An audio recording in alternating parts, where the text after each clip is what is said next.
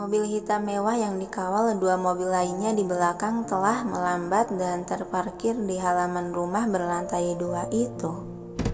Seseorang membukakan pintu penumpang belakang, sehingga turunlah seorang lelaki parubaya berperawakan besar dengan sedikit janggut di dagu, terlihat berwibawa dan masih tampan walau sudah termakan usia. Lelaki itu bernama Agung Atmaja, tuan besar dari keluarga Atmaja, sang pengusaha besar yang menempati posisi ketiga dari keluarga Saputra. Dengan elegan dan santai dia berjalan dengan dikawal oleh para bodyguardnya menuju pintu utama yang sudah terbuka lebar oleh beberapa penjaga rumah yang sepertinya dia sudah ditunggu kehadirannya. "Selamat datang Tuan Besar Atmaja," sambutan dari Alex yang menyambut kedatangan saat lelaki itu memasuki pintu. Langkah kaki Pak Atmaja terhenti di ambang pintu. Dia mengulas senyuman dan menganggukkan kepala. Tuan muda dirgantara, ternyata Anda masih setia mengabdi terhadap Saputra." Mendengar panggilan yang sudah sangat jarang itu, raut wajah Alex berubah dingin menatap tak terbaca. "Anda diperbolehkan masuk sekarang. Namun dengan saran dari Tuan Besar Saputra, Anda hanya boleh menemuinya tanpa harus didampingi mereka." Dia melirikkan mata ke arah para pengawal di belakang Atmaja. Mengerti akan maksud kalimat tersebut, Atmaja mengisyaratkan mata pada antek-antekannya untuk menunggu saja yang dimangguti. Barulah dia diperbolehkan melangkah masuk ke kedalaman rumah. "Mari ikuti saya akan mengantar Anda ke ruangan Tuan Besar."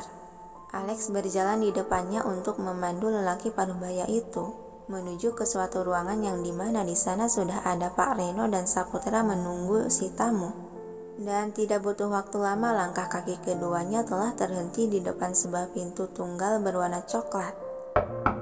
Alex mengetuk daun pintu tersebut seraya berkata, "Tuan Besar, saya telah membawa Tuan Atmaja." "Masuk," perintah seseorang dari dalam. Sekretaris Alex menarik dan menggeser daun pintu tersebut hingga tergeser ke samping dan terbuka lebar. "Silakan, Tuan Besar telah menunggu Anda." Dia mempersilahkan lelaki tersebut dengan gerakan badan yang sedikit membungkuk terlihat elegan. Tanpa ragu Atmaja melangkahkan kaki memasuki ruangan yang pandangan dia langsung bersirobok dengan lelaki sebayanya terduduk di sofa tunggal, juga lelaki lain yang terduduk di sofa lain. "Lama tidak jumpa Saputra, ada hal mendesak apa sampai kau memintaku untuk segera kemari?" Saputra melirikkan mata ke arah sofa yang kosong mempersilahkan untuk duduk, dan Atmaja yang mengerti akan lirikan itu segera mendudukkan bokongnya ke atas sofa tunggal yang berseberangan. "Lalu, bukankah ini Pak Reno si pengelola perusahaan Arya Wiguna?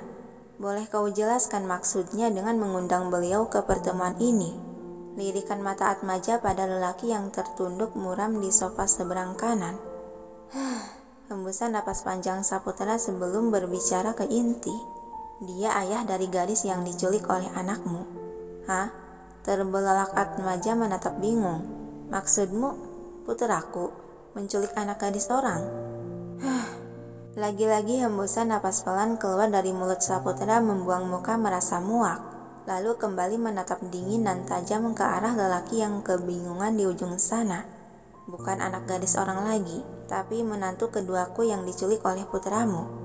Mendengar kalimat tersebut sontak kedua mata Atmaja dibuat melotot sok, sampai seperkian detik keheningan membentang diselimuti udara mencekam tegang dalam ruangan. Dan setelah mencerna situasi serta mencocokkan ingatan tentang anak-anaknya, akhirnya desah kasar keluar dari mulut Atmaja menatap netra Hazel yang dingin dan tajam itu. "Apa itu dia, Alan, yang melakukannya?" tanya Atmaja memastikan. Yang dibalas manggutan tipis dari lawan bicara, yang lagi-lagi membuat dia mendesah kasar merasa malu dan kecewa. "Jadi, untuk ini, dia meminta pulau itu." Sungguh anak ini.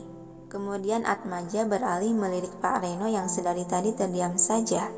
"Tapi, bukankah Nona Romisa bukan putri beliau? Anissa menantu keduaku yang dia culik, dan gadis itu adalah putrinya." Serobot Saputra memotong ucapan, membuat Atmaja beralih menatap ke arahnya lagi dengan tatapan tanya. Menantu kedua?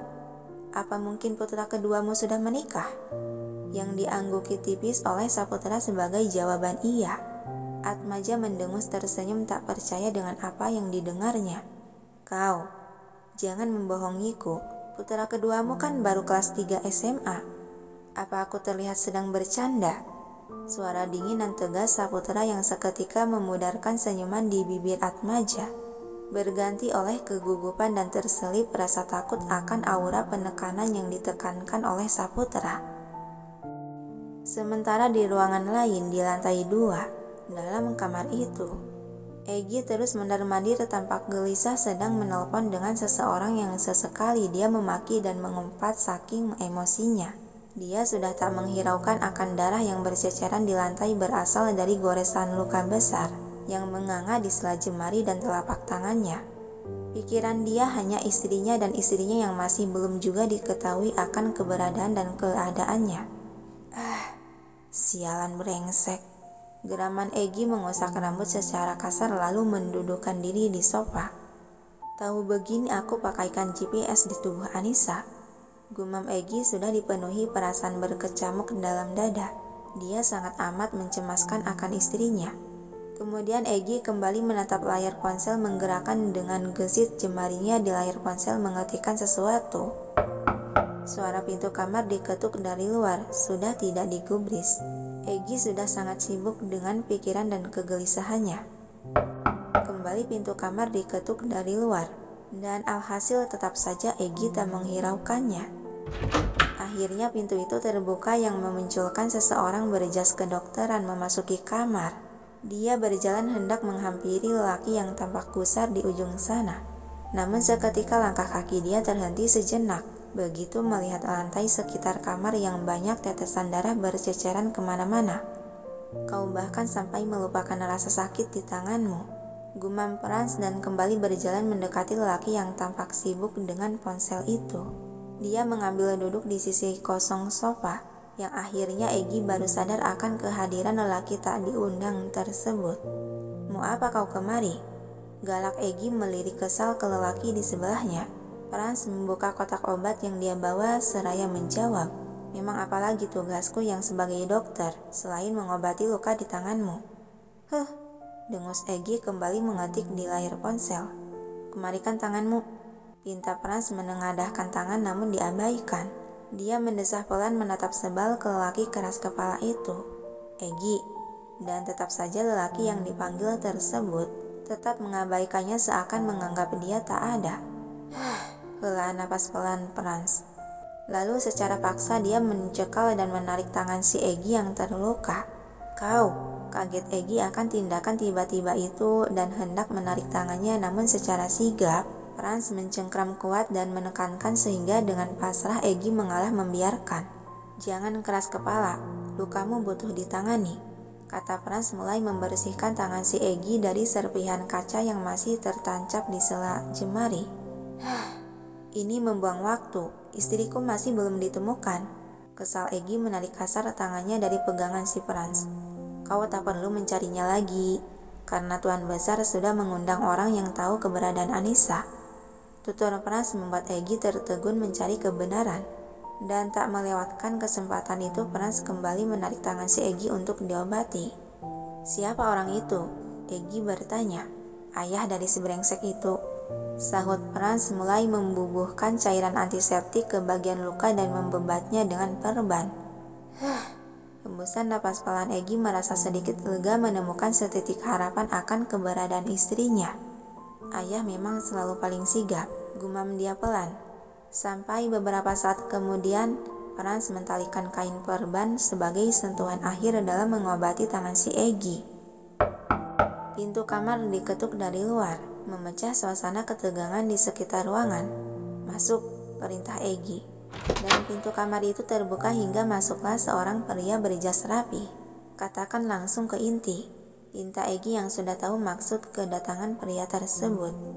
Sesuai hasil perundingan Tuan Besar dengan Tuan Atmaja, Anda sudah bisa berangkat ke tempat Nona Anissa berada, ucap Alex langsung ke inti pembicaraan. Sebersih senyuman kelegaan di sudut bibir Egy dan segera beranjak berdiri. "Di mana posisi Anissa sekarang?" tanya Egy sembari menyambar jaket kulit yang sempat terlempar di atas ranjang. "Pulau Amber," jawab Alex, membuat pergerakan tangan Egy yang tengah memakai jaket sejenak terhenti. "Sialan brengsek," umpatan Egy. "Cukup jauh dia membawa Anissa. Sungguh lelaki bajingan licik." Celetuk Frans ikut merasakan kemarahan. Alex pun ikut mengangguk mengiyakan, dan pada saat bersamaan dia mendapat laporan dari anak buahnya bahwa persiapan kendaraan sudah siaga. "Egy, jet pribadi Anda sudah siap. Mari ke lokasi keberangkatan." Gumam Egy lalu dengan mantap dia berjalan keluar kamar diikuti Dr. Frans dan Alex dari belakang.